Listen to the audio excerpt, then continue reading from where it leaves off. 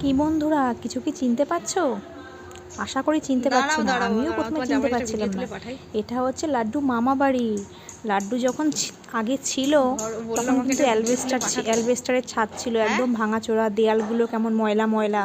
কিন্তু আমরা যখন চলে গেলাম বাড়িতে, 4.5 মাস যখন লাড্ডুর বয়স, তখন তো লাড্ডুর পাপা এসে লাড্ডুকে নিয়ে চলে গেল। তারপরেই তাড়াহুড়ো করে ছাদ দিয়ে দিল। দেখো তো ঘরের রং করেছে, রঙের কালারগুলো কেমন হয়েছে। আমার তো খুব পছন্দ হয়েছে। তোমাদের কেমন লাগছে প্লিজ কমেন্ট করে জানিও। কিন্তু মিস্ত্রিরা এখনও কাজ করছে, কাজ কমপ্লিট হয়নি। ওয়্যারিংয়ের কাজ হচ্ছে আর জানালাগুলো হচ্ছে কালার করছে।